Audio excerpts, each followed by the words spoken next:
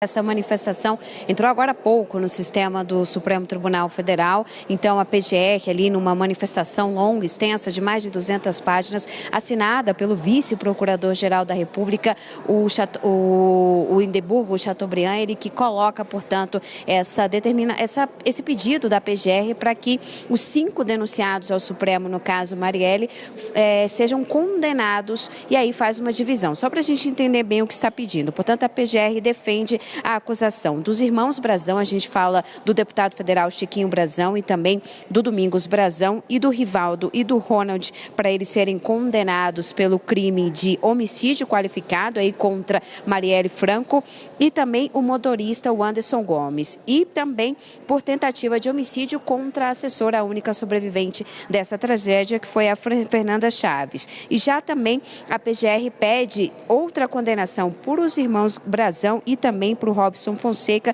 para que eles sejam condenados por organização criminosa. E quando a gente fala, Júlia, em alegação final, isso no caso do julgamento, a gente está falando já dessa etapa final da instrução, e agora o que a gente vai aguardar é justamente ali o ministro Alexandre de Moraes construir o voto dele e depois levar essa ação penal a julgamento na primeira turma. Volto contigo. O que o presidente da Câmara, Hugo Mota, está pedindo nessa ação expressamente é que ela seja julgada no plenário do Supremo Tribunal Federal, ou seja, com os 11 ministros. E aí, na interpretação do presidente da Casa, não se trata de uma matéria penal, mas sim de uma matéria constitucional, ou seja, que o Supremo está analisando a competência da Câmara dos Deputados para suspender ou não a ação contra um parlamentar, algo que está previsto na Constituição.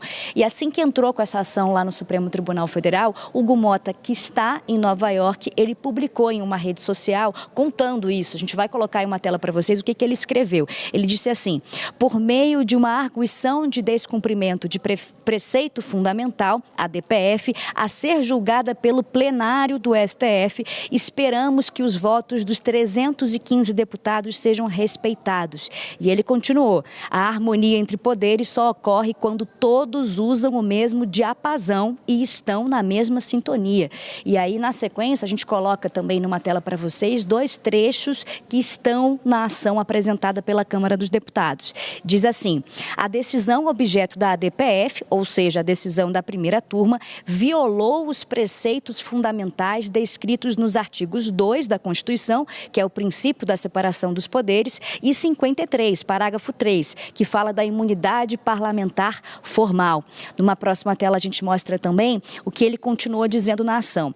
Ao restringir de forma absoluta e desproporcional o alcance da prerrogativa conferida constitucionalmente ao Parlamento, a decisão esvazia o papel do Poder Legislativo na contenção de eventuais abusos no exercício da persecução penal contra seus membros. O que Hugo Mota está dizendo nessa ação? Primeiro, que a Constituição garante ao Congresso Nacional a possibilidade de suspender uma ação penal contra um parlamentar, e ele fala ainda, argumenta que a Constituição não diz ali, não coloca uma previsão de chancela judicial após a decisão do Congresso Nacional. Em outras palavras, o que ele diz é que a Constituição não diz que o Supremo Tribunal Federal tem que analisar a decisão do Congresso Nacional. Ou seja, na avaliação de Hugo Mota, se a Câmara dos Deputados, por 315 votos, decidiu suspender a ação contra um deputado, isso tem que ser garantido, é o que ele avalia que está na Constituição. Ele fala que, ao contrário, isso pode desequilibrar os poderes. E diz ainda, nas palavras de Hugo Mota, que a suspensão não é escudo de impunidade, mas uma proteção ao livre exercício do mandato. Portanto, Tralha, ele está fazendo exatamente o que a oposição pressionou ele nos últimos dias para fazer. Vamos lá. CPI da Covid. Por que saiu a CPI da Covid? Porque a Polícia Federal não estava agindo. Tinha uma inércia do Ministério Público também. Foi necessário a CPI. Quando a CPI acaba os trabalhos, Aline e Pedro, ela manda um relatório para a Polícia Federal, para abrir uma investigação, para o Ministério Público. Aqui não. A investigação está em curso, tem gente presa, tem bens bloqueados. Qual a minha preocupação, sendo muito claro aqui? Olha, primeiro, o teatro de horrores, a politização de uma investigação séria da Polícia Federal. Alguém acha mesmo, com a CPI que o coronel Crisóstomo pediu assinaturas, que é do PL, a Damares, vai investigar mais aprofundado do que a Polícia Federal? É claro que não. O clima, Aline, eu quero dizer para vocês no Congresso, é horrível. É gritos, acusações, ataques de todo tipo. Eu acho, sim, que ali pode ter o interesse de atrapalhar a investigação. Porque com a CPI, você pode pedir compartilhamento de provas da Polícia Federal. Imagine isso na mão de deputados e senadores, vazando. Pode proteger gente que está envolvida, né? Aqui todo mundo vai ser chamado pela Polícia Federal. Os ministros que eram do governo Bolsonaro, os atuais desse governo, vai ser chamado Rogério Marinho, que é senador, que foi ministro da Previdência, ministro Onyx Lorenzoni, esse nosso aqui atual, porque era um esquema que começou lá atrás, mas continuou. Então, veja, eu estou convencido que a gente tem que deixar a Polícia Federal trabalhar. Nós identificamos, já existe uma severa fiscalização por parte da CGU, por parte da Polícia Federal, e é fundamental que o parlamento faça também essa fiscalização e não permita que essa fiscalização se transforme numa brincadeira ou num papel de oposição de tentar atacar o governo. Pelo contrário, a gente precisa identificar aqueles que cometeram crimes e punir com todo o rigor que a lei prevê.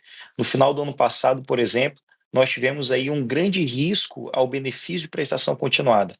Benefício esse que beneficia pessoas em estado de extrema hipervulnerabilidade. São pessoas idosas, são trabalhadores rurais, são pessoas com deficiência.